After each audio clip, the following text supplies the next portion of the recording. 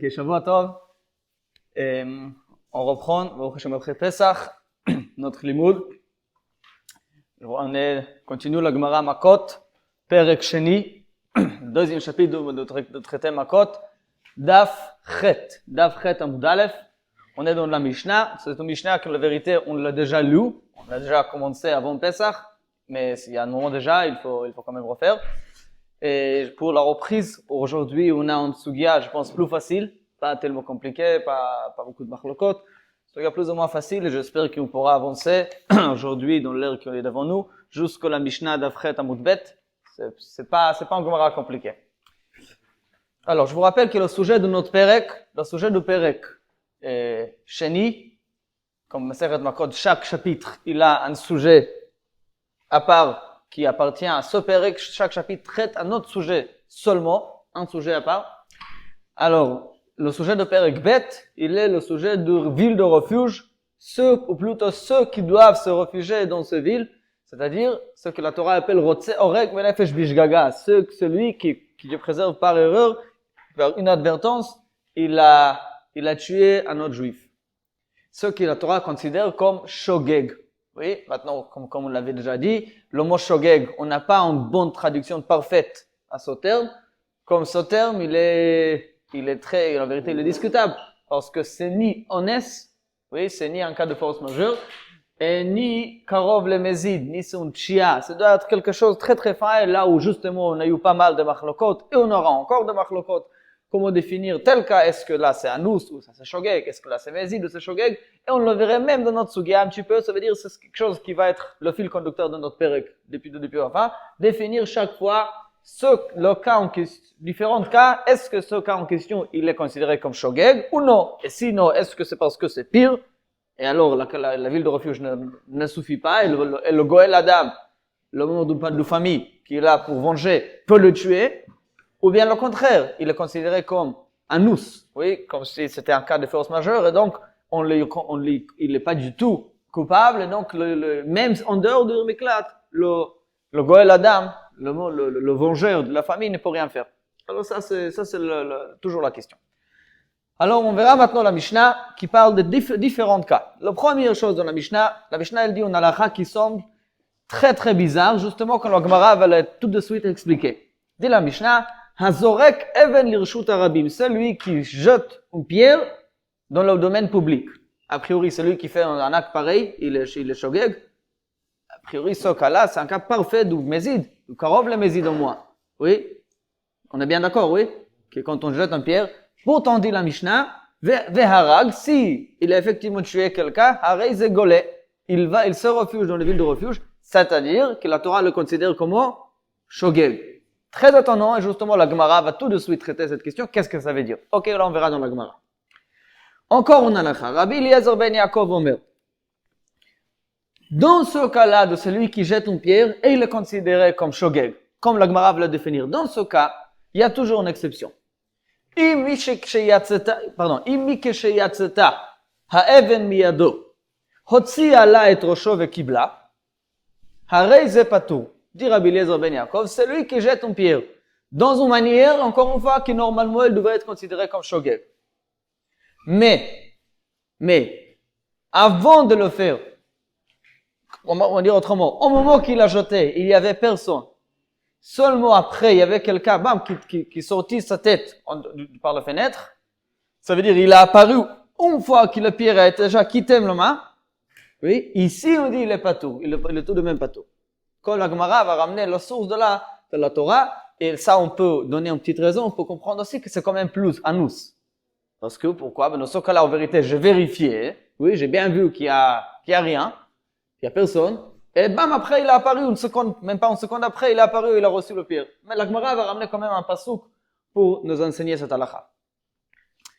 Troisième halakha. Zarak et even le chatzero. Celui qui jette une pierre à son propre domaine, donc à sa cour. Chez lui, à la maison, derrière sa maison, il a un cour. A priori, il a tout à fait le droit de le faire. Je suis chez moi, je fais ce que je veux. Donc, justement, dit la Mishnah, s'il y avait quelqu'un dedans, ve'arag, alors ça dépend. On a la très simple. Im yesh reshut la nizak likanes lesham. si celui qui a souffert, oui, l'Onisak, celui qui était tué, il avait le droit d'y rentrer gaulé, ça c'est un cas de shogeg parce que c'est pas Mézi d'un côté, oui, mais de l'autre côté, comme la Gemara avait expliqué, mais de l'autre côté, Shipanus, lave et golé. Mais s'il s'agit de quelqu'un qui décidait de rentrer chez moi, alors c'est lui qui paye le prix. Si je ne suis pas responsable du fait qu'il y a quelqu'un qui décide de rentrer chez moi à la maison. Oui, comme a priori c'est très logique, et pourtant on dit dans Mishnah qu'il y a un pasouk pour nous enseigner. D'où on l'apprend. Chez Nehemar, la Torah, à Parashat Shoftim, que la Torah elle parle du sujet de Harei Miklat, la Torah elle donne une longue explication, la Torah elle décrit longuement un cas qu'on a déjà parlé, si vous vous rappelez, le de la Suga dernière, comment exactement définir ce cas, c'est quoi le cas, qu'est-ce qui est tombé, qu'est-ce qui est volé. On a vu ça. Deux personnes qui rentrent dans la forêt et un de deux il est en train de couper le bois, et après il y a un objet qui est tombé, on a vu la marloque de quel objet il s'agit, et a tué un autre. Dit la Gemara. Parmi des autres choses qu'on apprend de cet exemple, on apprend aussi Asher Yavo et Reu Bayar, Mahayar, de même manière que la forêt, c'est un endroit que rechute la Nizak, ve la Mazik likanes Sham, c'est un endroit qui tous les deux ont le droit d'y rentrer. Et c'est ici qu'on a dit qu'il est considéré comme shogeg, et donc il doit se réfugier dans les villes de refuge. Afkol, ainsi, tous les cas où on va dire la lacha de Harei Miklat, c'est seulement si rechute la Nizak ve la Mazik likanes Sham. Cela va exclure quoi? Yatsa, ça exclut Chatzar Baal Habayit, le domaine privé de celui qui jette, que dans ce cas-là, she'en reshut la Nizak likanes Sham. Ok? Ça c'est la lacha que les Chachamim apprenant de ce pasuk.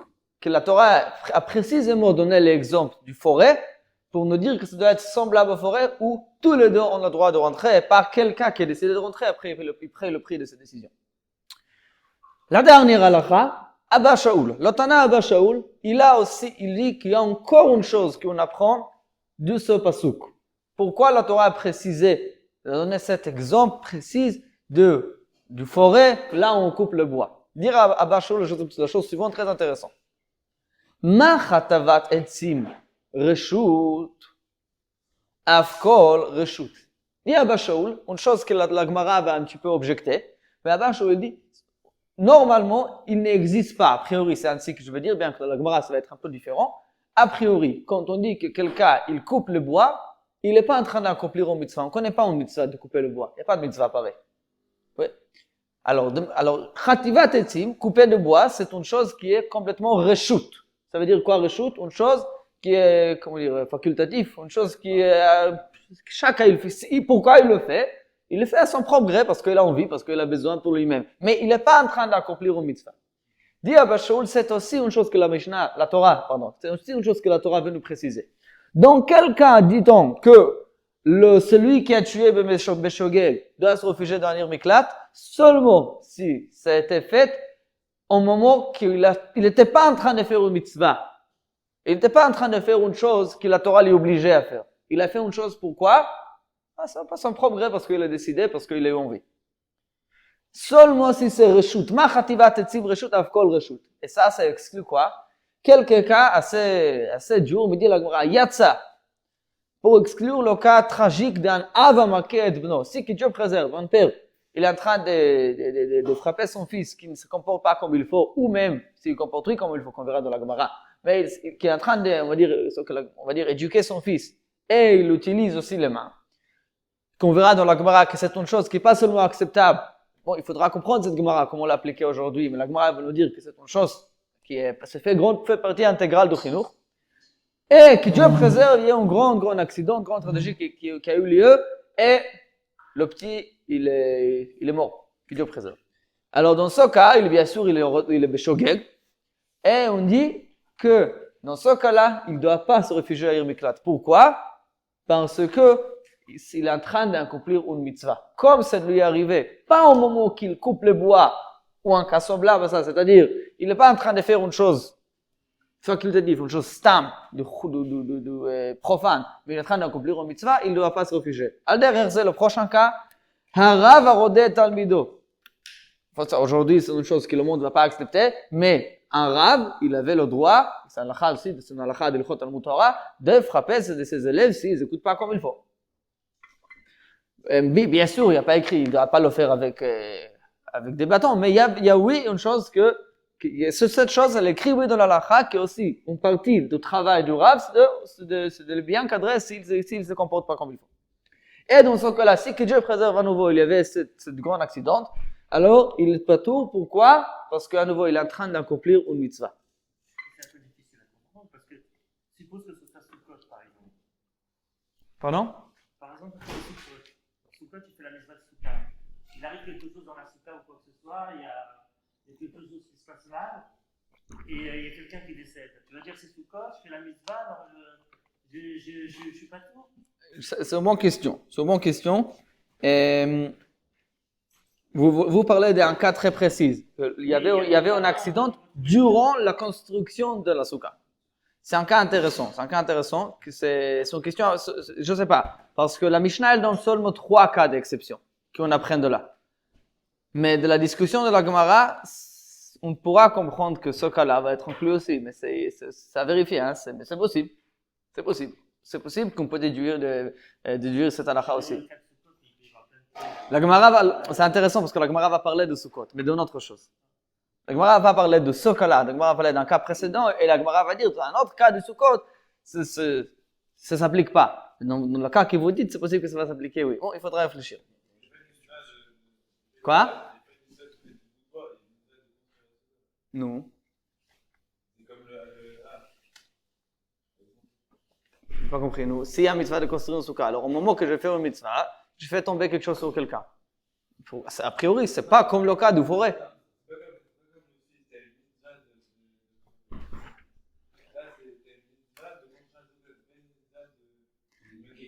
La raison parce que de la discussion de la Gemara, ça a l'air que c'est oui vrai ce qu'il dit.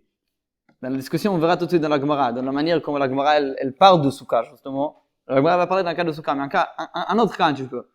Et ça donne l'impression que dans ce cas, c'est un accident au moment de la construction de la soukha, ça va oui être pas tout. C'est intéressant, je peux pas vous dire oui à 100%, mais je vous montrerai dans la Gemara tout de suite, vous verrez qu'il y a lieu de le dire.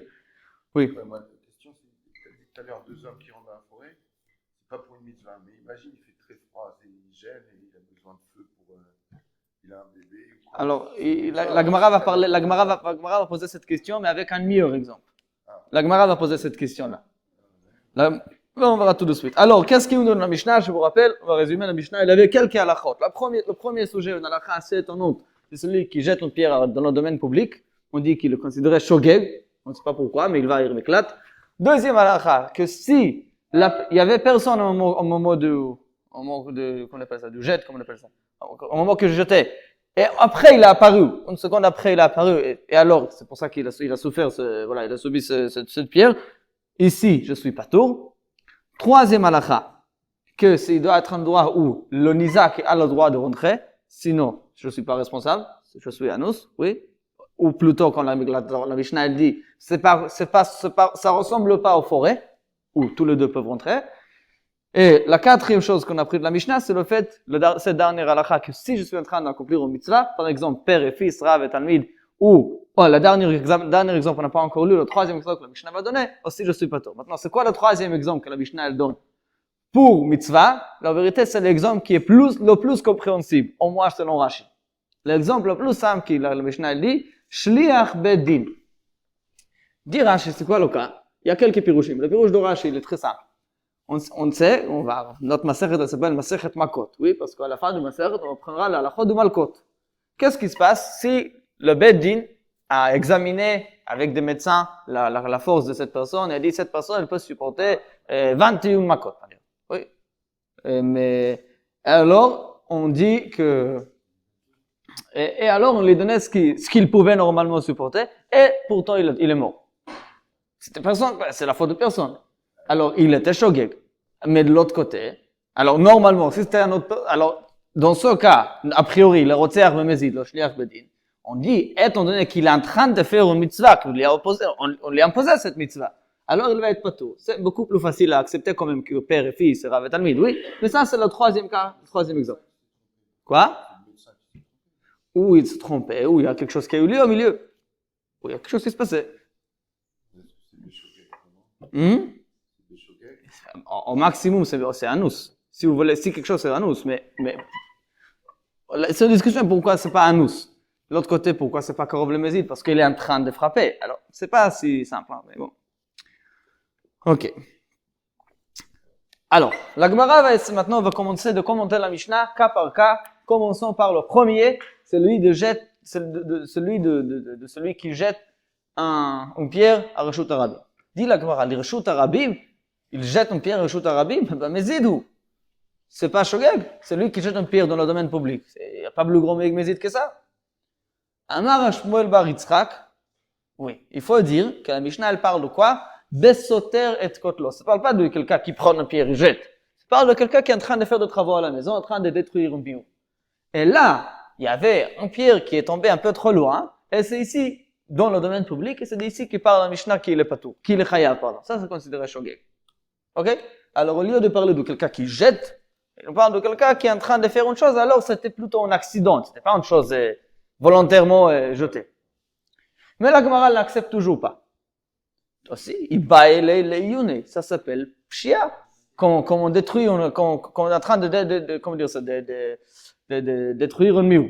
Alors, le moindre des choses, c'est de faire attention où ça tombe. Et celui qui n'a pas fait, alors, ok, il va pas être anus, mais il est même pas choqué. Et celui qui n'a pas fait, ok, on va dire qu'il n'est pas un rotseach b'mezid, mais c'est karov le mezid.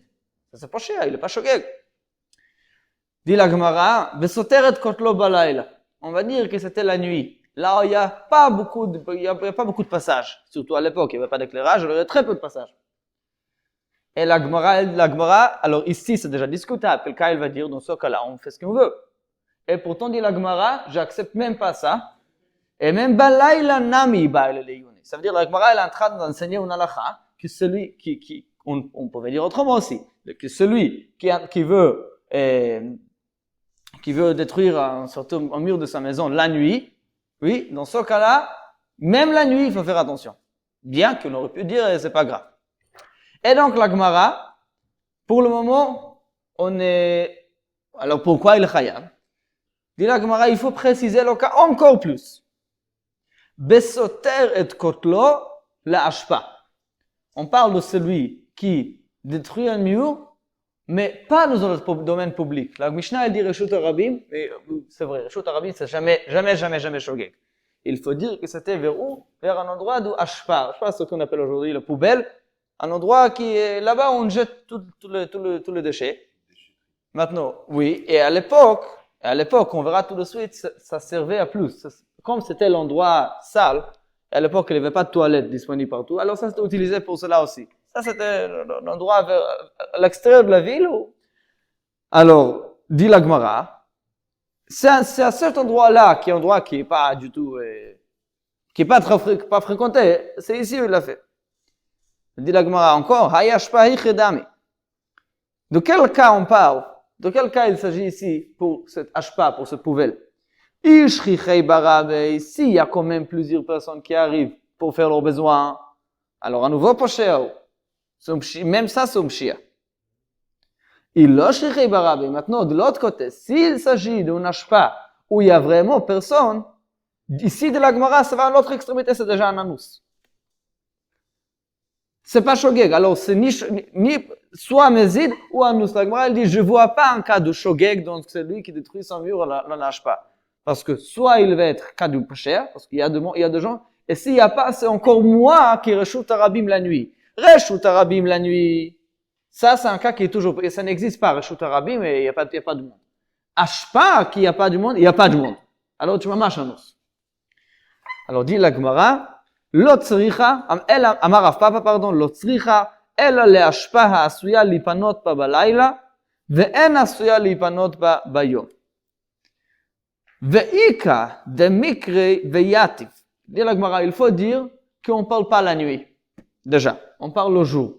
Oui, on parle la hashpa, mais le jour. D'ailleurs, Tosfot, il dit qu'en vérité, à partir de ce moment, il ne faut même pas parler de celui qui détruit un mur, qui parle de celui qui jette, comme la Mishnah. À partir d'ici, ça peut rester calme, ça peut rester simple.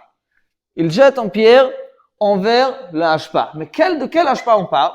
Un hashpa où la nuit, il y a des gens qui passent. C'est le contraire de Reshut Harabim un petit peu. Oui. La nuit, il y a des gens qui passent pour faire leurs besoins comme personne ne voit. Ve'en asuya lipanot babayom. Le jour, ça veut dire elle est située dans un endroit où c'est trop visible ou quoi. Et alors le jour, les gens ne vont pas passer. Mais pourtant, ikademik reveyatif. Alors c'est possible quand même. C'est pas étonnant de voir des gens là-bas. Peut-être ça dépend du niveau de saleté, je ne sais pas exactement de quoi ça dépend, de quel cas on dit qu'il n'y a pas de gens, de quel cas parfois ça arrive. La Gemara elle précise pas, mais c'est dit la Gemara. La journée, si quelqu'un a des besoins à faire, il ne va pas se retenir. Alors non, il y avait quand même Beta qui sait, mais cet endroit-là, est-ce que cet endroit, il est utilisé pour ça pour la journée aussi? Parce que c'est un endroit ouvert quand même. Alors ça dépend un petit peu de là où il est situé, de à quel point il est visible. Oui, la question est à quel point elle est visible. Dit la Gemara, c'est un cas que les gens utilisent durant la journée seulement s'il n'y a pas d'autre choix. Alors, dit la Gemara, alors, Poshéa, le Have, on ne peut pas dire qu'il est Poshéa, normalement, cet endroit n'est pas fréquenté durant la journée. Mais honnêtement, le Have, il y a ikre de mikre ici, parce que ça arrive quand même des gens qui passent. C'est pas impossible. Maintenant, encore une fois, c'est très difficile à définir parce qu'encore on est en train de marcher sur cette file. Est-ce que c'est ni Mézid entre Mézid et Anous? Alors, c'est possible qu'il y a du monde, mais il n'y a pas beaucoup. Moi-même, on a un peu mal à dire. Alors, c'est quoi? Dans quel cas je vais dire ça maintenant? Demain, je vais voir un hashpa. Comment je pourrais définir? Est-ce que ça arrive micrévéatif? Je ne sais pas. C'est très difficile. Mais plus ou moins, il faut mesurer. Est-ce qu'on considère ça normal? Est-ce que c'est une chose? Et quand je verrai quelqu'un, comment je vais réagir? Oui. La nuit, c'est normal. C'est un endroit comme ça. La nuit, c'est normal de voir des gens. C'est prévu, on va dire, pour l'utiliser la nuit. Le jour, j'attends pas de voir personne, mais je suis pas étonné de voir quelqu'un. C'est pas Reshut Harabim, mais c'est quand même un domaine public. Alors, dit la Gemara, ici, comme c'est bien alors durant la journée, c'est shogeg. Non, le jour. La nuit, tu vas être Mézid. Il y a du gens, il y a du monde. Le jour, c'est pas un nous, mais pas shogeg, pas Mézid non plus, c'est shogeg. C'est pas clair, un clair de shogeg. Ça, c'est shogeg. Shogeg, c'est quoi? Shogeg, c'est entre Mézid et Anous. Et c'est toujours ce qui est difficile à définir. Shogeg, c'est un terme très difficile à traduire, parce qu'on va dire en advertence. Et ça inclut tout. C'est pas exact, hein? Toujours Meshpochea. C'est toujours Mézid.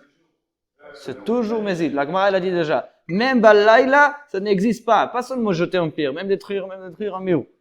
Reshut Harabim, ça n'existe pas. Reshut Harabim, il faut toujours prévoir des gens qui passent. Elle est faite pour ça. Oui, même la nuit. Ça, c'est la Gemara a déjà dit. Reshut Harabim, on ne parle pas. Alors, quand la Mishnah, elle a dit Reshut Harabim, ça ne peut pas être Reshut Harabim Kipshuto. Ça veut dire, on s'est étonné sur la Mishnah, on avait raison. C'est pas Kipshuto. Il faut dire que ça parle d'un domaine public, mais pas Reshut Harabim et Kipshuto. Un hashpa du Rabbi. Ok? Ok. Jusqu'ici, c'est ce qui concerne le premier cas de celui qui jette une pierre ou celui qui détruit un mur vers Reshut Harabim ou hashpa.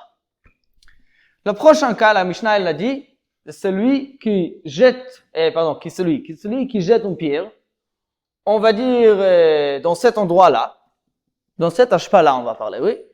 Là où il n'est pas anus, mais il n'est pas mézid, où il est shogeg, où il devait être hayab, mais on parle d'un cas où il a vérifié qu'il n'y a personne. Il a regardé, il n'y avait personne.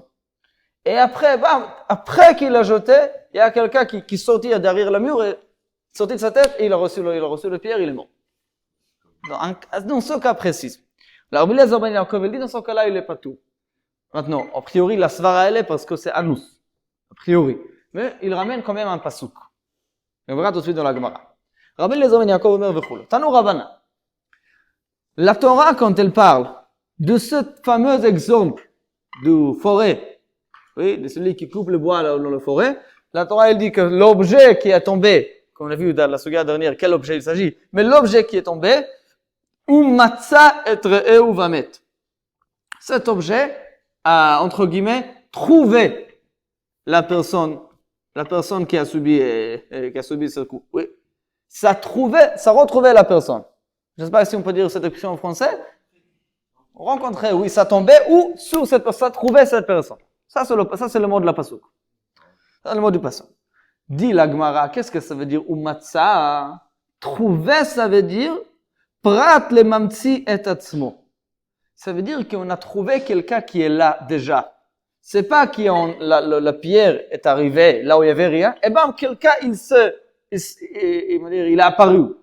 Il s'est fait trouver. C'est la pierre qui lui a trouvé, et pas celui qui s'est fait trouver au pierre. C'est pas celui qui est, ça veut dire, ça devait être quelqu'un qui est là déjà. Il était déjà ici avant, et cet objet lui a trouvé. Ouais, mais quand on dit trouver, c'est dire qu'on cherche. La pierre, elle ne cherche pas à trouver quelqu'un. Non, son expression, bien sûr que c'est une expression, mais l'idée, elle est pour dire trouver, je le précise, parce que la Gemara va tout se poser en question. Mais pour le moment, on précise que quand on dit trouver, ça veut dire quoi? Que il était là, et le pierre a trouvé lui, et pas le contraire, qu'il n'était pas là, et celui qui se retrouvait. Oui. Ça, c'est ainsi que la Gemara, elle dit que trouver représente, retrouver, ça fait comprendre qu'il était là déjà. Quand il a jeté la pierre, la personne, elle a avancé, et les deux s'est retrouvés sur la trajectoire. Il était là. C'est une très bonne question, c'est une très bonne question. On a prévu qu'il allait être là. Oui, c'est une très bonne question. Et ça a l'air que c'est lié un petit peu à qu'est-ce qu'il savait la personne qui jette. Par rapport à lui, par rapport à ce qu'il voit. Si il a vu la personne marche, alors il est là déjà. Mais si il voit pas, l'exemple qu'il donné, il me semble, le Rambam, il le décrit un petit peu, il me semble, je ne prends pas, qu'il y avait une fenêtre et la personne elle sort. Il jette comme ça, quelqu'un sorti de fenêtre. La personne qui jette ne pouvait pas savoir qu'il va sortir. Peut-être si on regarde, Hachem il sait qu'il est en route, mais sinon on ne sait pas. Ça dépend un petit peu si je comprends bien, ça dépend de celui qui jette, par rapport à son... Oui. Comme une voiture, quand il sort. Alors ça, et on sait que si moi je fais tout ce qu'il faut, bam, il y a un enfant qui saute sur la rue. Moi je suis en vert, c'est pas, alors chez nous. Alors, Isaac il dit, mamtsi et atzmo. Mikan amar Rav Eliezer ben Yaakov, l'halakha que nous voulons dans la Mishnah, im mi sheyatzta ha'even miyado, hotzi'a la et rosho ve'kibla patur. Si c'était une fois que le pierre a été jeté, la personne est apparue, il est patur. Ok, c'est ainsi qu'on apprend umatsa. Pose la Gemara en question, la Gemara va objecter parce qu'on trouve, a priori, une interprétation contradictoire à ça, pour ce même mot, umatsa. Le même dit la Gemara, tu veux me dire de matza meikara mashma? Tu veux me dire que le mot matza, retrouvé, laisse entendre que il s'agit d'une chose qui a été là, qu'il a retrouvé une chose qui était là déjà? Dit la Gemara veramini. En objet, on trouve une chose au contraire. Il y a un halakha, je brièvement sans rentrer dans le détail, il y a un halakha qui explique à la fin de Sefer Vaikra, qui concerne celui qui vend, qui a ce qu'on appelle Sde Achuza. Il a un champ, il a un terrain en Eretz Israël, mais pas un terrain qu'il a acheté d'autrui, mais un terrain qui lui appartient de son père, de ceux qui ont hérité Eretz Israël. Il appartient à, on va dire, à Shevet Zvouloun, et il habite effectivement à Shevet Zvouloun, ce qu'il a reçu de son arrière-grand-père, qui est rentré en Eretz Israël. Ça, c'est Sde Achuza. C'est vraiment à lui. La halakha concernant Sde Achuza, que de manière générale, quand on le vend, il peut le toujours récupérer. Il a toujours le droit, plus que toute autre personne, même s'il l'a vendu, s'il avait besoin, il a toujours le droit de le racheter. Même si l'autre il ne veut pas, parce que la vérité, elle appartient à lui. Pour la Torah, c'est à lui plus que toute autre personne. Après, il y a plus de détails, c'est lié avec Yovel, la différence entre ça et Sde Mikna, un champ acheté, il y a plusieurs halachot. Mais ça, de manière générale. Maintenant, la Torah, elle dit, par rapport à ça, que celui qui était obligé de vendre son champ, oui, il y avait une personne qui était obligée de vendre son champ. Et pourquoi, par exemple, pourquoi il était obligé? Parce qu'il n'avait pas d'argent, il a eu besoin d'espèces pour vivre. Et après, dit la Torah, Hesiga yado ou matza kedei gyulato. Après, financièrement, sa situation, elle était devenue mieux, oui, il s'est amélioré. Et alors, Hesiga yado, il a trouvé des moyens. Et dit la Torah, ou matza, c'est le seul mot qui nous intéresse, oui. et il a retrouvé de quoi racheter son champ de l'autre. Ça, c'est le cas. Et dit la Torah, dans ce cas-là, lui, il est prioritaire à toute autre personne. Il a toujours le droit de venir, dire bonjour, c'est moi qui l'ai vendu il y a 20 ans. Aujourd'hui, j'ai le droit de le racheter. Oui, il paye l'argent, il récupère même, il a le droit. Maintenant, la Braïta, maintenant, qu'on verra tout de suite, elle dit que la Torah, elle a appliqué ce terme umatza pour dire qu'il y a une exception. Il y a un cas où la personne, elle n'a plus le droit, elle n'a plus de cette priorité de racheter son champ. Dans quel cas? Dit la Gemara, si la personne, elle avait 2 champs, ok? Et un, on va dire, il était meilleur, un, il était moins bon. L'autre, ou un, il était plus proche aux autres champs, lui, l'autre, il était plus loin. Peu importe. Et il a vendu une.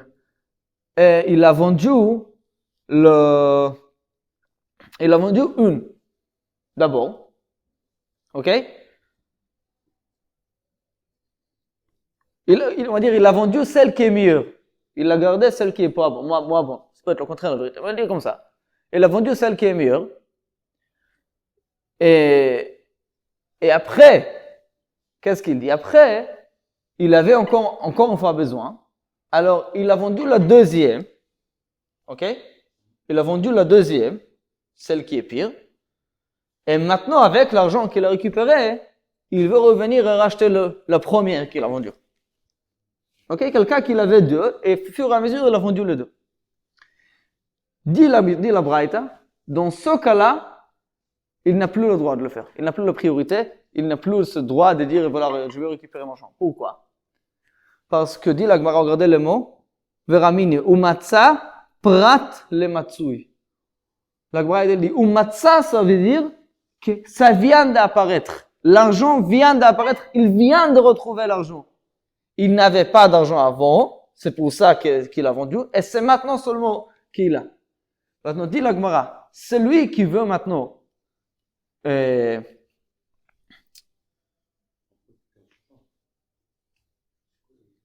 celui qui veut maintenant récupérer le deuxième champ, oui. Alors même avant qu'il a récupéré, c'est pas qu'on va dire que comment dire.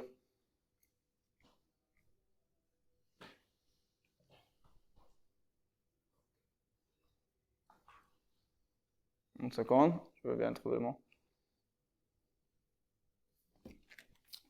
Pardon. Une seconde, je ne vais pas dire une bêtise.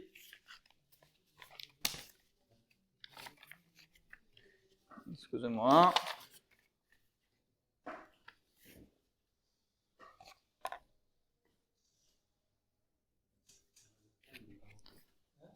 Ouais. Qu'est-ce qu'on dit? La personne a d'abord vendu, on va dire d'abord il a vendu la meilleure, et après il veut vendre celle qui est pire et racheter celle qui est meilleure. Maintenant, dans ce cas, il a perdu tout de suite son droit. Pourquoi? Parce que pour chacune on dit, tu avais toujours l'argent en vérité, tu avais toujours une autre manière pour garder ce champ. En vérité, tu pourrais vendre celle qui est pire et garder celle qui est bien, celle qui est bonne. Toi, tu as choisi de vendre celle qui est bonne. Maintenant, je veux revendre celle qui est pire pour récupérer celle qui est bonne. Mais celle qui est bonne, tu n'as plus le droit de le prendre. Pourquoi? Parce que même au moment que tu l'as vendu, en vérité, cet argent maintenant, on va dire comme ça, cet argent maintenant avec elle, tu veux maintenant le racheter. C'est l'argent de quoi? C'est l'argent provenant de la vente de l'autre champ. De la deuxième champ. Maintenant, quand il vient pour réclamer le premier champ, avec quel argent il veut le faire? Avec l'argent qu'il a obtenu de la vente de deuxième. Maintenant, cet argent-là, il les avait pas avant. Il avait, oui, parce qu'il avait le champ même. Quoi? Il achète il vend le premier champ qui est plus intéressant financièrement. Oui. Le deuxième champ, il est moins intéressant, il l'a vendu. Il ne pouvait pas racheter le premier champ s'il n'a pas vendu celui-là parce qu'il était plus important financièrement. Avec les deux, il a pu acheter celui-là. Encore une fois, maintenant, ils vendent celle qui est moins importante, oui, celle qui est moins intéressante, celle qui est moins bonne, maintenant ils le vendent pour racheter la bonne. Ça, c'est une autre question. On va dire, il arrive, oui. Parce qu'elle est plus grande, je ne sais pas. Ça va finir par le même prix. Ça, c'est pas la question. L'idée, elle est que le même argent avec lequel il veut maintenant acheter, en vrai, il avait avant aussi. Au moment qu'il a vendu le bon, il avait toujours la mauvaise. Il l'avait avant aussi. Alors, seulement il a choisi de le vendre et n'a pas utilisé ça. Maintenant, il veut dire, non, je veux utiliser l'argent de mauvaise pour récupérer la bonne. Mais tu l'avais déjà cet argent déjà avant.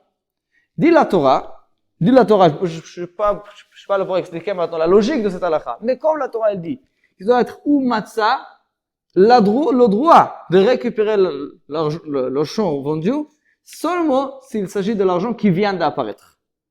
Tu viens de faire un bon affaire et tu as retrouvé de quoi acheter. Mais si tu n'as rien retrouvé, la vérité, tu as pris l'argent le champ qui avait toujours à côté. Le champ qui était toujours à côté, tu le vends maintenant. Alors, bonjour, c'est maintenant que tu te réveilles. Tu avais toujours cet argent. Dans ce cas-là, c'est pas le cas que la Torah dit, t'as retrouvé l'argent. Non, t'avais l'argent toujours. Et ça, c'est pas le cas de Umatsa. Alors, je résume. Où est-ce qu'on dit que, où est-ce qu'on dit qu'on a le droit de récupérer le champ vendu seulement quand il s'agit de l'argent qui vient de gagner. Et ça, nous l'apprend du fait que la Torah dit Umatsa. Et non pas qu'il s'agit d'une chose qu'il avait déjà avant, et là il a décidé de le vendre. Dans le mot de la Gemara, Umatsa, prat le matsui, c'est pour exclure ce qui a été déjà retrouvé. Umatsa, ça implique que ce n'était pas là, ce vient d'apparaître. Ok? Par exemple, il a hérité, il a fait une bonne affaire, je ne sais pas quelqu'un lui a donné un bon cadeau, je ne sais pas quoi, mais quelque chose qui vient d'apparaître. Pour dire quoi? Pour dire pour exclure le cas de celui qui avait deux champs, et c'est là où il a réalisé qu'il peut vendre la deuxième qu'il avait toujours. Ça veut dire il utilise l'argent qu'il avait toujours à côté. L'argent on avait toujours à côté, c'est pas l'argent qui te permet d'aller voir le champ de l'autre. Alors, qu'est-ce qui nous intéresse? Apparemment, il peut le droit de on peut. Apparemment, on peut savoir si on retrouve, on va dire comme ça. Une chose est sûre, si on retrouve qu'est-ce qui s'est passé récemment? Il a vendu le deuxième champ et là, il vient d'un coup. Dans ce cas-là, si on sait, il n'est pas prioritaire. Oh, maintenant, quel rapport? Parce que qu'est-ce que Rabbi Eliezer ben Yaakov il a dit? Que quand la Torah elle dit que l'objet qui a sauté a retrouvé la personne qui a souffert, il dit retrouver ou matzah, ça veut dire quoi? Non, bien le contraire. Matzah, ça veut dire qu'il était là déjà, qu'il n'est pas vient d'apparaître. C'est ça ou matzah, il a retrouvé quelque chose qui est là et pas le contraire. Ici, on dit le même mot, ou matzah, pour dire le contraire, qu'il vient d'apparaître et pas l'argent qu'il avait déjà. Alors, comment on interprète le mot ou matzah dans la Torah? Comme nouveauté ou comme une chose qui est là déjà? Pour exclure l'ancien ou pour d'Afka prendre l'ancien? Alors, dit la Gemara, Amara, il faut dire que le mot matzah en vérité, elle n'a pas on va dire, de traduction universelle qui est toujours le même. Ça dépend pachou du contexte. Hacha minyan dekra vehata minyan dekra, ça dépend du contexte général du sujet. Dit la Gemara, hatam là-bas dans le sujet du dochon, minyan dekra on l'apprend à partir du contexte qui a écrit quoi? Ou matzah, dum yad vehisiga yado. Qu'est-ce qu'il dit là le pasuk? Le pasuk il dit vehisiga yado ou matzah kedei geulato. Vehisiga yado, ça veut dire quoi?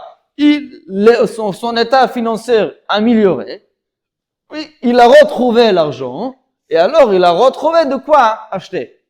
Quand on dit Veisi Gayado, ça c'est sûr que ça parle de quelque chose qui vient d'apparaître. Oui. Alors quand on dit une chose, l'argent vient d'apparaître, et alors il a retrouvé, dans ce contexte, retrouver, ça veut dire retrouver en trouvaille, une nouvelle chose. Veisi Gayado vient d'arriver, ou Matzah vient d'arriver. De même manière que d'où ici Gayado mehashta, de même manière que le fait qu'il a retrouvé l'argent, qu'il a eu l'argent, c'est nouveau, c'est à partir de maintenant. Aussi, af matza, le mot matza nami mehashta. Ça, c'est là-bas, le contexte de pasuk là-bas, le contexte nous oblige de le traduire de cette manière qu'il s'agit de quelque chose de nouveau, qui vient d'apparaître. Par contre, ici, haha, minyan adekra, c'est bien le contraire. Quand on dit umatsa ici, d'où il y a des ya'ar, on dit, il était dans la forêt, et qu'est-ce qu'il a retrouvé? Il y a un objet qui est tombé, et qu'est-ce que cet objet a retrouvé dans la forêt? La personne. Mais ça veut dire, on parle où? Retrouver, au lieu de retrouver, on va dire comme ça, au lieu de trouver un des arbres, on dit, de retrouver un arbre, et le trouver en personne. Mais, ça veut dire quoi? Là-bas, on parle, on va dire comme ça, c'est comme un choix parmi plusieurs objets qu'il avait devant lui, sur terre. Mais on parle des objets qu'il avait déjà devant lui. De même manière que le yard. Par exemple, si on va dire que dans le yard, il n'y avait pas de personne, alors ça aurait tombé où? Sur un arbre, sur la terre. Alors ça aurait retrouvé une autre chose. Et là, on dit qu'au lieu de retrouver un arbre, c'est retrouver la personne. Mais ici, le mot trouver, il va dans le contexte de quoi? D'un choix entre les objets qui sont là. C'est pas chose, ça dépend du contexte. Quand on parle, il a eu l'argent, et alors il l'a retrouvé, ça veut dire à partir de maintenant, c'est un trouvaille qui vient d'apparaître. Par contre, quand on dit, il a tombé sur la terre, dans la forêt, et il a retrouvé là-bas un homme, on parle d'un homme qui était là, de la même manière que les arbres sont là, l'homme il est là aussi. On parle de quelqu'un qui était là, et non pas de quelqu'un qui vient d'arriver, que ça rentre moins bien dans le contexte où Matzah Bayar. Il était caché, il ne le voyait pas. Enfin, je veux dire, on ne le voyait pas, il est sorti au dernier moment. C'est ça qui dit, justement, dit Rabbi Elazar ben Yaakov. Si c'est ça le cas, ça s'appelle pas Matzah. Il est pas tout. Mais le cas de la Torah, il est comme un arbre qui est là, et je l'ai retrouvé. Aussi un homme, il était là, je l'ai vu. Je n'ai pas voulu le tuer. J'étais en train de couper, mais il y a un objet qui est tombé. Comme on dit, soit le sol au métal ou un morceau de bois. C'est ça qui dit Rabbi Elazar ben Yaakov, justement. Et pourquoi? Parce que dans ce contexte, le mot Umatzah représente quoi? Quelque chose qui était là, et pas une chose qui vient d'apparaître. Alors en vérité, ça dépend du contexte. Ok? Et pour le dernier sujet de la Mishnah, le sujet du Reshut ou Mitzvah. Qu'est-ce que dit Abba Shaul? Que l'exemple de couper le bois, il est là pour nous dire que de même manière que couper le bois, c'est pas une mitzvah, ainsi aussi toutes les halachot de Ir Miklat s'appliquent seulement si on n'est pas en train d'accomplir une mitzvah pour exclure un père et un fils, un rab et son élève, un shliach bedin, comme la Gemara elle a dit. Maintenant la Gemara, elle veut poser la question qui vous avez posée, ça va être lié aussi à votre question aussi. Pourquoi c'est si évident que couper un bois, c'est pas une mitzvah? Bien sûr qu'il y a de mitzvah de couper parfois, il y a une grande mitzvah de couper le bois. Dit la Gemara, Amar le Yahu merabanan le Rava. Un des élèves, Yahu merabanan, un des chachamim, a posé la question à Rava. On dit, Mimay de mechatevat etzim de reshut, d'où tu sais qu'on parle ici de couper le bois de reshut? Pas du tout. Dilma mechatevat etzim de souka. Peut-être on parle d'un cas de celui qui coupe le bois pour construire, pas la construction même, hein, celui qui coupe le bois pour construire une souka. Ou, encore mieux, mechatevat etzim de ma'aracha, celui qui coupe le bois pour le bûcher de Beth Amikdash, pour le misbech. Encore mieux. Il est en train de couper le bois. Mais pourquoi Abba Shaul? Pour lui, c'est sûr. Couper le bois, c'est un exemple classique de quelque chose qui est reshut, qui passe au mitzvah. D'où je sais? Et si c'est une mitzvah? Oui, a priori, on a deux cas qu'on coupe le bois, et pourtant c'est une mitzvah. Dites là, on a deux exemples. Dites la Gemara, ve'afilu hachi amara chaman aligli. Et pourtant, quel cas il peut dire? Et pourtant, bien que il s'agit de mitzvah, la Torah elle dit qu'il est chayav. D'où je sais que la Torah elle ne parle pas de celui qui coupe pour Uzuka, celui qui coupe pour le misbech. Rav lui répond la réponse suivante. Rav a dit le mot suivant. Rav dit comme ça. Je sais quoi? Possible. Peut-être c'est vrai qu'on parle ici de celui qui coupe les bois. La Torah elle parle de celui qui veut construire un soukha. La Torah elle parle de celui qui veut ramener le bûcher pour le Beth Amikdash. C'est vrai. On parle de celui qui le fait pour mitzvah. Mais même s'il s'agit de ces deux cas, de celui qui fait pour mitzvah, pour soukha ou pour le misbech, pour le ma'aracha, ce n'est pas considéré comme mitzvah, bien qu'il est fait pour. Pourquoi? Regardez bien. Amarlei, Kivan de imatza chatuv. Lav mitzvah. Hashtana mi lav mitzvah. Dit Rav. Est-ce que c'est vrai qu'il y a l'obligation sur chacun d'aller couper le bois pour construire une souka? Est-ce qu'il y a une obligation de couper le bois pour le misbeach? Non, s'il y a des bois coupés, je parle, il n'y a pas de mitzvah d'aller couper. Le ikar, il est d'avoir des bois. Alors, c'est vrai que lorsque je le coupe, quand il n'y a pas de choix, alors je suis en train de faire une chose pour une mitzvah. Mais dire Rav, c'est pas une mitzvah, c'est ça que la Mishnah appelle reshut. C'est pas le niveau de mitzvah qu'on appelle mitzvah, ce niveau-là de mitzvah, la vérité, je pouvais l'éviter. Oui, une mitzvah qui était évitable, une mitzvah que je suis pas obligé de le faire, quoi qu'il arrive. Cette sorte de mitzvah, c'est justement ça que la Gemara appelle, la Mishnah appelle reshut. Pourquoi on appelle ça reshut? Justement, dire à la vérité, il n'existe pas chativat etzim qui est mitzvah véritable. Parce que quelle mitzvah c'est déjà? Au maximum, c'est une mitzvah qui, si j'ai pas de choix, j'ai une mitzvah. Mais le fait même que quand j'ai un choix, il n'y a pas de mitzvah, mais m'indique que même que j'ai pas de choix, c'est aussi pas la vraie mitzvah. Et donc, c'est pas comparable au cas du Ave Ben, Rav et Talmid et Shliach Bedin. Vous voyez? Vous voyez la logique? Dit la Gemara, répond-lui la Gemara en grande question. Eitivei Ravina le Ravina pose la question, mais c'est pas vrai ce que tu dis. Parce qu'on aurait pu dire la même svara sur les exemples que la Mishnah elle dit. Un père et un fils. Pourquoi le père il frappe son fils? Parce qu'il n'y a pas de choix, parce que le fils il se comporte pas, il n'écoute pas. Oh, dis-le mais a priori, selon toi, si le fils il se comporte bien, il fallait pas le faire. Pourquoi je le fais? Parce que malheureusement il n'écoute pas.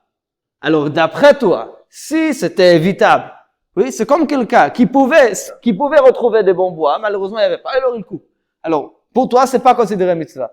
Pourquoi alors le Tana il dit qu'un père et un fils, si le fils, bon, malheureusement le fils il n'écoute pas, alors tu es obligé. Mais si le fils il écoute, oui, tu n'étais pas obligé. Alors même s'il n'écoute pas, c'est pas le vrai mitzvah. Parce que c'était évitable. C'est une chose que tu n'es pas obligé de faire quoi qu'il arrive. Alors la question dit la Gemara, Amar ale Ravina le Rava. La Mishnah elle finit par quoi? Yatsa ha'ava maked bno harav orodeh talmido shliach bedin. Dit la Gemara. Là, d'après toi, on va dire la même chose. Kivan de il ou gamir. De même manière que, puisque si l'enfant avait étudié la mitzvah, et bien sûr, il n'avait aucune mitzvah de lui frapper. Alors, Hashtanami, même maintenant qu'il étudie pas, et tu es obligé de le faire, mais c'est comme quelqu'un qui coupe le bois pour la souka, que tu ne considères pas comme mitzvah. Parce que c'est une chose technique, c'est pas un chiyuv. Hashtanami lav mitzvah. Oui, après, une grande question. Soit on dit que quoi qu'il arrive, si mon but il est au mitzvah, alors souka aussi. Peu importe, souka ou mon fils, tous les deux, c'est un cas que je fais pour mitzvah, c'est bon. Et si tu me dis qu'il faut voir si c'était évitable, si c'était obligé quoi qu'il arrive ou pas, alors, père et un fils non plus. Non, pas ça. Alors même s'il n'écoute pas, tu lui frappes, est-ce que c'est considéré comme mitzvah? Pas obligé de le faire. Techniquement, il n'écoute pas, c'est là. Amarley Rav le dit en réponse très étonnante de ça que dit Rav. Amarley, la Gemara elle dit, Hatam, afal gav de gamir mitzvah. Avec un fils, même un enfant qui se comporte bien, il faut lui frapper. Oui. Très, très intéressant, mais c'est ça que dit la Gemara. C'est pas comme un cas de souka. Justement, le dit Rav. Regardez. D'ective. Dit la Gemara, d'où on apprend, il y a un passage qui dit, Yasser bincha, comment on dit ça, fais souffrir ton fils, veyanichecha, il va te donner la nachat, veiten ma'adanim le nafshecha. Il va te faire donner des délices spirituels, bien évidemment, à ton âme. À tel point, je sais, j'ai pas là pour expliquer, mais voilà le mot de la Gemara qui dit que quoi qu'il arrive, il y a un mitzvah donner un claque à son fils. Je sais pas là pour expliquer, mais voilà le mot, il faut demander au grand mechanchim comment l'appliquer dans notre monde aujourd'hui. Aujourd'hui, c'est différent, mais le monde aujourd'hui est plus fragile, etc. Mais voilà ce qui est écrit. Alors, pour ça, dit Rava, dans le cas de celui qui coupe un bois pour construire un souka, ou pour avoir le bois pour le misbéach, ici, comme il avait un chemin, il pouvait trouver des bois, il a décidé de couper. C'est pas un chiyuv. Même si t'as pas trouvé, ça reste, c'est pas considéré mamash mitzvah. T'as un autre chemin en vérité, toujours. Ici, c'est un oui mitzvah parce que quoi qu'il arrive, t'as un chiyuv. Très intéressant, mais voilà ce que dit la Gemara. Alors, pour le moment, on a quoi? on a eu la question de cet élève qui a dit à Rava, a priori, la Mishnah, elle nous dit que celui qui coupe en bois, c'est un cas classique d'où quelque chose qui n'est pas en mitzvah, oui. Et d'ici, on apprend que partout, ça ne doit pas être en mitzvah. Et pourtant, on a un cas d'où celui qui coupe en bois pour une mitzvah, souka ou misbeach, souka ou le bûcher de misbeach, de ma'aracha. Répondre Rava en logique. Que peut-être ça parle même de souka, pas de problème. Que ce soit souka, que ce soit pour ça. Mais c'est pas la mitzvah dont on parle. C'est pas son niveau de mitzvah. Pourquoi? Parce qu'il n'y a pas d'obligation de couper en bois. Techniquement, maintenant, j'ai cette obligation parce que j'ai pas. Mais l'obligation commence après que je le bois. C'est là où j'ai l'obligation d'avoir un souka. Quoi faire avec un fils et un père? Dira, ici, tu as oui une obligation. Il n'y a pas d'autre chemin. Il y a toujours l'obligation de le faire. Ok? C'est très intéressant, mais c'est une dit la Gemara. Maintenant, ici arrive votre question. Selon cette logique-là, s'il y aura maintenant un accident, pas au moment de couper le bois pour la souka, au moment qu'on construit la souka. Ici, Rav va dire quoi? C'est une mitzvah ou pas? Et sûr que oui, il y a une obligation de construire. Alors, ici, c'est pas, a priori, sauf s'il va dire que comme si j'ai une souka bien prête, alors il n'y a pas de triomphe de le construire. Mais ici, la question est plus intéressante. Est-ce qu'on considère ça aussi? C'est parce que j'avais toujours la manière d'avoir une souka prête ou ça va être une mitzvah? Possible que ça soit déjà une mitzvah, mais c'est une question. C'est intéressant. Voilà, je pense qu'il faudra arrêter ici, parce que je ne sais pas combien de temps vous pouvez rester encore. Je ne vois pas. Dites-moi. Vous avez encore de temps, parce que si oui, on va avancer. Hein. Dites-moi si c'est possible. Hein? Si on a 10 minutes, c'est bien. Oui, 10 minutes on a? Ok, très bien. Maintenant, Rava. Alors, ça c'était jusqu'au maintenant. Maintenant, Rav, il veut revenir à l'arrière. Sur sa première réponse, sur ce qu'il a dit, d'où il sait que dans notre Mishnah, d'où il sait que quand la Torah elle dit qu'on coupe en bois, qu'on coupe de bois, c'est pas une mitzvah. Qu'est-ce qu'il dit Rava? Parce que même s'il s'agit de pour souka ou pour maracha, c'est pas le même niveau de mitzvah obligatoire. Oui, c'est ainsi qu'elle explique. Non, Rav elle dit en vérité, il fallait donner une réponse beaucoup plus simple que ça. Pourquoi? En vérité, dit Rava, la Torah ne pouvait pas, c'est pas possible de dire, bichlal, que la Torah, elle parle de quelqu'un qui coupe le bois pour un souka ou pour un misbeach. Jusque maintenant, Rava, elle disait quoi?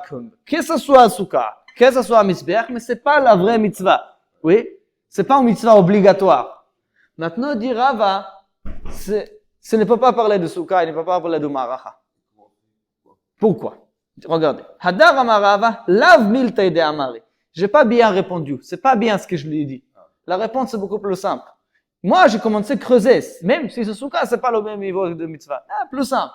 Ça parle pas de celui qui veut construire un souka ou de celui qui veut faire un misber, qui veut avoir le bûcher de misber. Pourquoi?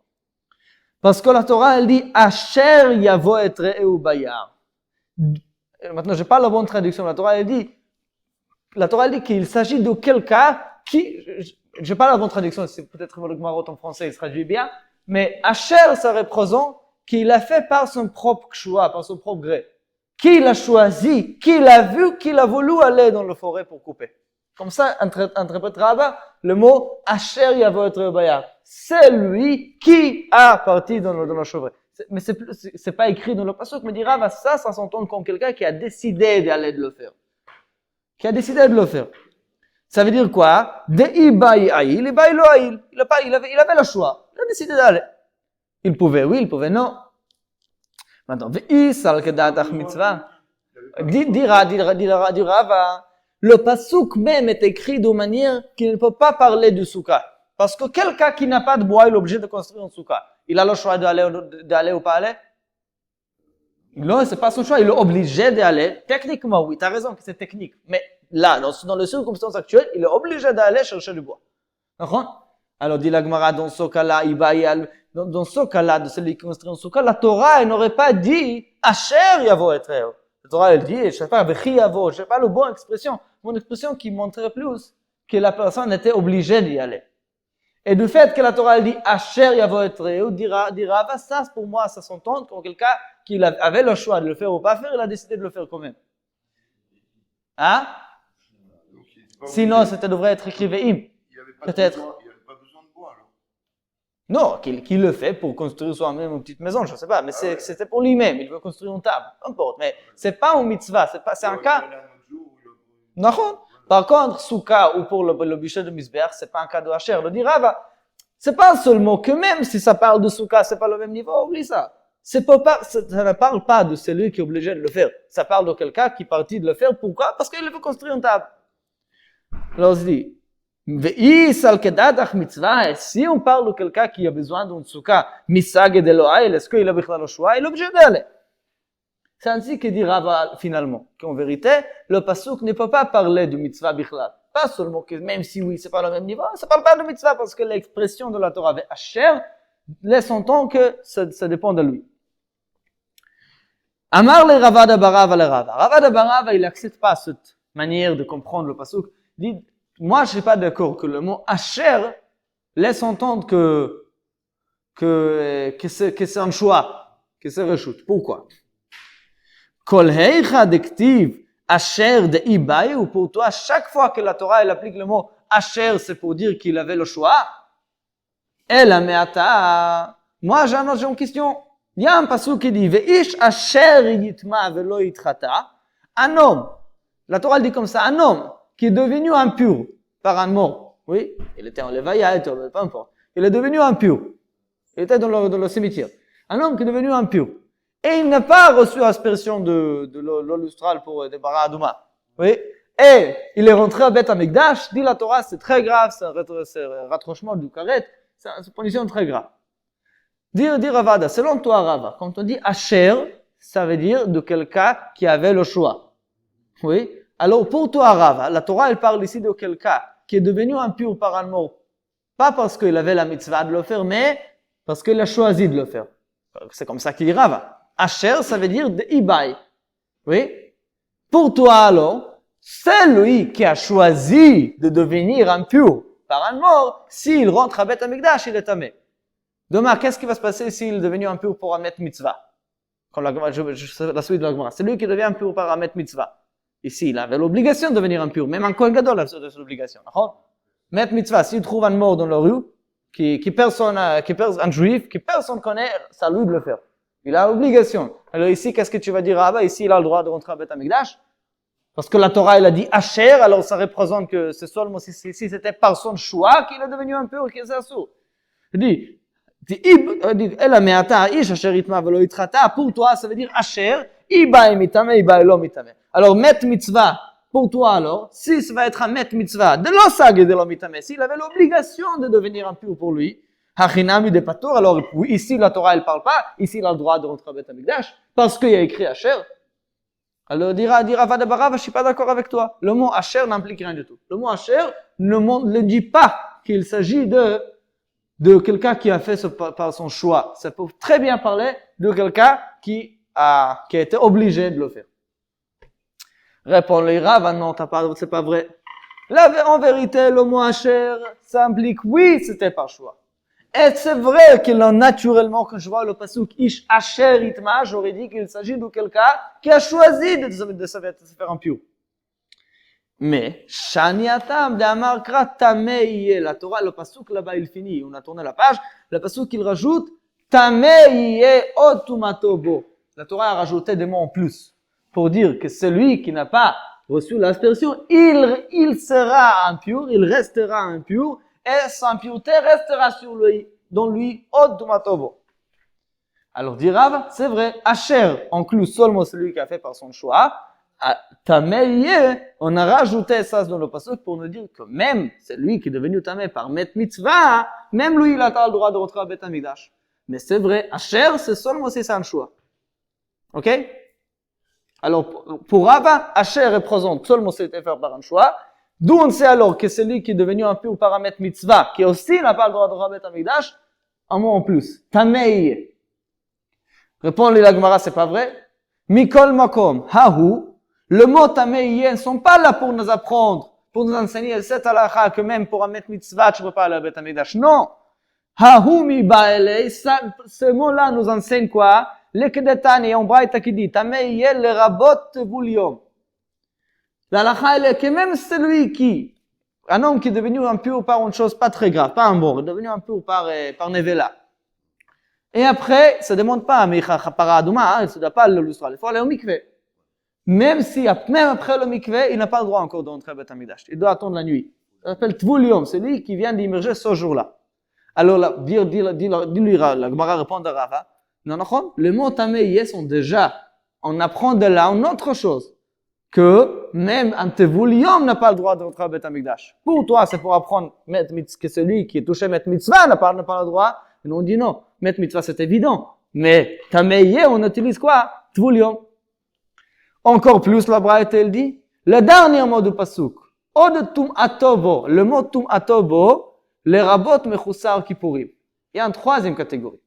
Il y a quatre tmeim, 4 gens impurs, que même après qu'ils s'est immergés dans le mikveh, après que la nuit tombe, ils n'ont encore pas le droit d'entrer à Beth Amikdash. Pourquoi? Parce que leur pureté finale arrive seulement après qu'ils ramènent un korban. Et ça, c'est Zav, celui qui a un flou, celui qui a un Zav. Zava, c'est une femme qui est plus que Nida, une femme qui est devenue Nida hors de ses règles normales. Zava.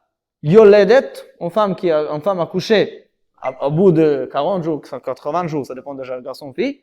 Et Metzora aussi. Toutes ces 4 personnes, même après le mikveh, après tout, après la nuit, ils sont plus Tvulium. Mais Beth Amikdash, ils ne peuvent pas rentrer tant qu'ils n'ont pas ramené leur kapara, ça s'appelle Mechusar Kippurim. Nous, alors, dit le Rava de Bara, va dire Rava, pour toi, Tamei, c'est pour inclure un Met Mitzvah, mais non, Tamei, c'est pour inclure Tvulium, Tumatobo, c'est pour inclure Mechusar Kippurim. Alors, d'où tu apprends que Met Mitzvah, si j'ai touché un Met Mitzvah, je n'ai pas le droit d'entrer à Beth Amikdash. Pourquoi il faut? Parce que pour toi, Asher, c'est facultatif. Dit Rava, non. An amarle, ana me od ka'amina. Il y a un mot qui reste dans le pasuk. Od tumatobo. Tvulium, Tamei, c'est Tvulium. Tumatobo, mechusar kippurim. Od tumatobo, c'est pour dire que même si je me suis devenu impur par un Met Mitzvah, je suis encore interdit de rentrer à Beth Amikdash. Ok? Alors, pour résumer, Rava, il nous a dit que lorsqu'il a écrit Asher, ça montre qu'il s'agit d'une chose facultative, que j'ai le droit de le faire ou pas. C'est mon choix, si je le fais ou pas. Et alors, dans le cas de Yavot, l'Artov et Tzim, la Torah, elle ne parle pas de quelqu'un qui veut construire un soukha, parce que dans ce cas-là, dans ces circonstances, il est obligé d'y aller. Et alors, c'est dit ici qu'Abba Shaul, il sait qu'on ne parle pas de mitzvah. Ouais? Parce que la Torah, elle ne pas parler de ça. La Torah, elle dit Asher. Ah, pour rapport à celui qui rentre à Beth Amikdash après avoir devenu impur. Oui? Après qu'il est devenu impur, on dit que il y a écrit Asher, alors nous on sait que mettre mitzvah. Il y a un mot en plus, Od. Dans le passage, il y a un mot Od pour dire que même celui qui est touché à mettre mitzvah n'a pas le droit de rentrer à Beth Amikdash. Ça, c'est ainsi que Rav va y apprendre le mot Asher. Ok, on va le sujet, on va terminer Bezrat Hashem la semaine prochaine. On verra encore une discussion avec Rav qui sont là-bas. Merci beaucoup. À bientôt, Bezrat Hashem. Shavua Tov.